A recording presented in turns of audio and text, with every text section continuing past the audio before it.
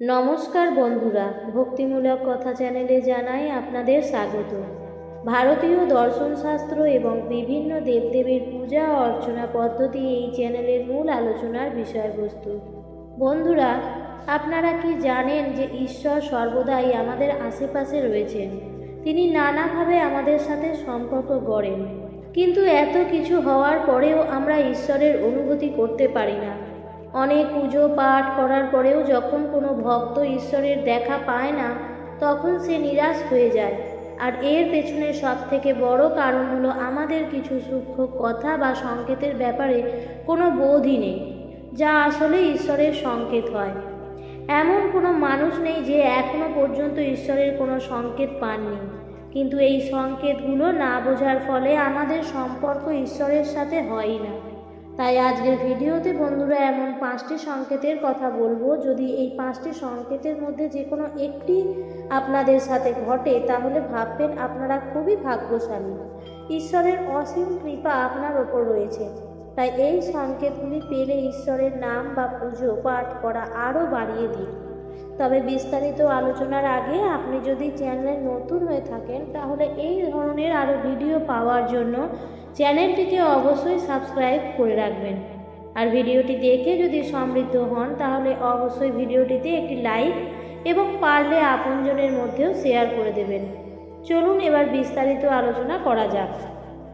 1.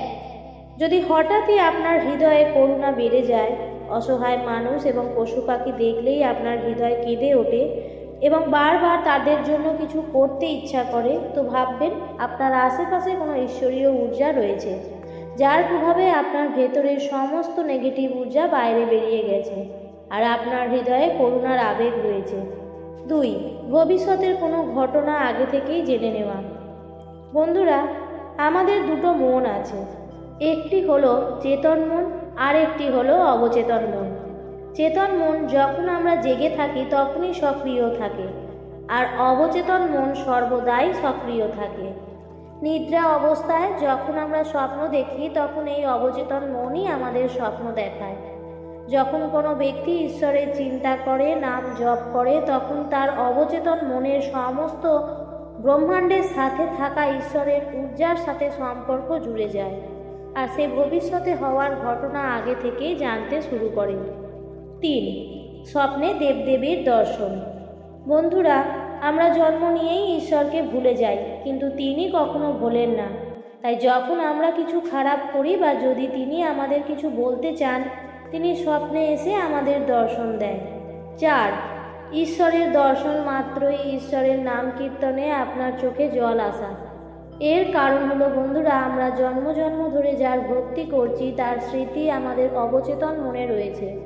তাই যখনই আমরা ঈশ্বরের নাম কীর্তন করি, তখনই আমাদের আত্মা ঈশ্বরের জন্য ব্যাকুল হয়ে যায়, আর সেই আত্মা পরমাত্মার মিলনে এক অদ্ভুত আনন্দ অনুভব হয়। আর যার সাথে হয়েছে সেই একমাত্র জানে এই অনুভূতি। 5. মুখ দিয়ে বেরোনো কথা সত্য হয়ে যাওয়া বা মনে মনে কিছু ভাবলে সেটা সত্য হয়ে যাওয়া। আর এর পেছনে কারণ হলো বন্ধুরা, ঈশ্বর আপনার ওপর খুবই প্রসন্ন। তাই যদি বন্ধুরা এগুলো আপনার সাথে কিছু ঘটে থাকে, তো অবশ্যই আপনি কোনো পুণ্যবান আত্মা। তাই এ জীবনে ভুলেও আপনি এমন কোনো কাজ করবেন না যাতে আপনাকে ঈশ্বরের সামনেই ছোট হতে হয়।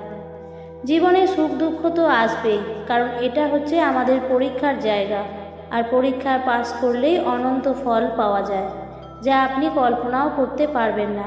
তাই আজকের ভিডিওটি এটুকুই।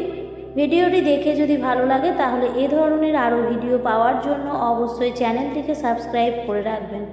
আর ভিডিওটি থেকে যদি আপনি সমৃদ্ধ হন, তাহলে ভিডিওটিতে লাইক এবং পারলে আপনজনের মধ্যে শেয়ার করে দেবেন।